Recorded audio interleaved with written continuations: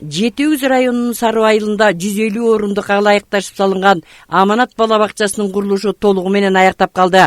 Учурда Адеп Ахлак Аманат кайрымдуулук фонддорунун каржылоосу аркасында атайын окуулар өткөрүлүп, 7 жаштан 12 жашка чейинки балдар өлкөнүн баардык аймактарынан келип окуп жатышат.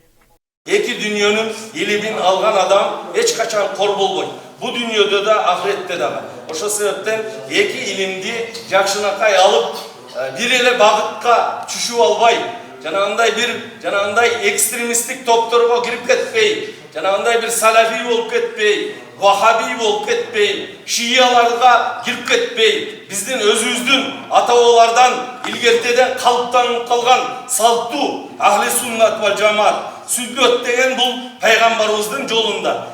Бул Аманат бала бакчасы ал бир кайрымдуулук фондунун каржылоосу аркасында толугу менен курулуп бүтүп калды десек да болот. Бүгүнкү күндө ислам динин таанытууга туура багыт берүү максатында атайын окуулар өткөрүлүп жатат. Өлкөнүн булуң бурчунан келген балдар 20 күндөн окуп, унутта калып келген кыргыз элинин каада салт, үрп адаттарын үйрөнүү менен катар эле ислам дининдеги баалуулуктарды үйрөнүп биле алышты. Эмне себептен аманат деген эки нерсени эске алдык. Негизгиси бул балдарда ата энеси тапшырып жаткан себептен бизге ишеним көрсөтүп күнү түнү балдар бизге аманат. Экинчиден алган илимдери аманат болсун депчи. Эмнени окуп үйрөндү, ошол нерсени өзүнө сактап алып калбастан алган илимин башкаларга үйрөтсүн, ата энесине, туугандарына, досторуна, кошуна жеткизсин деген максатта аманат деп атаганбыз. Биз балдардан акча жагынан да көп басым кылган жокпуз. Кээ бир балдар 6 миңден топтоп беришти. Мисалы тамак ашынаган эсептеп берди. Кайбир учурда динге жамынып турмуштук терс көрүнүштөрдү жасагандар да боло калып жатканы жашыруун эмес. Мына ушул өңүттөн алганда бул окутуу борборунда адамдык ариетти, ар намысты, ата-бабанын арк наслин сактай билүүгө багыт бергени менен өзгөчөлөнүп турат дешет окутуучулар. Окутуу сентябрь айына чейин уланып, андан соң кичинекейлерди кабыл алып, бала бакча өз ишин баштайт. Адеп Ахлак кайрымдуулук фондунун жетекчиси Эрмек Жунушевдун сөзүнө таянсак, бул очокто медресе болуп калышы да мүмкүн. Максатыбыз ата-бабабыз тутунуп келген ислам дининин тунугунан маалымат, ошолордон тунугу менен окутуу, анан кыргыздын каада салты, унутта калып калган үрп адаттары болобу, ошолордун баарын балдарга кийинки муундарга өткөрүп берсек деп атабыз да. Кыргыздын идеологиясын тутуу, аны жогору көтөрүү да. Келечекте бул медресе болот деген ниетибиз бар.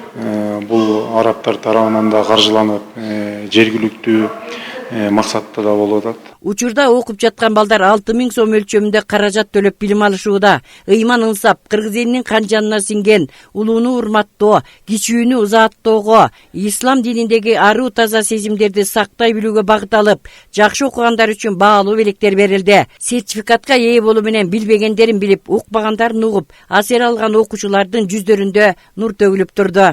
Ушул 20 күн тез арага өттү. Көптөгөн достор таптым.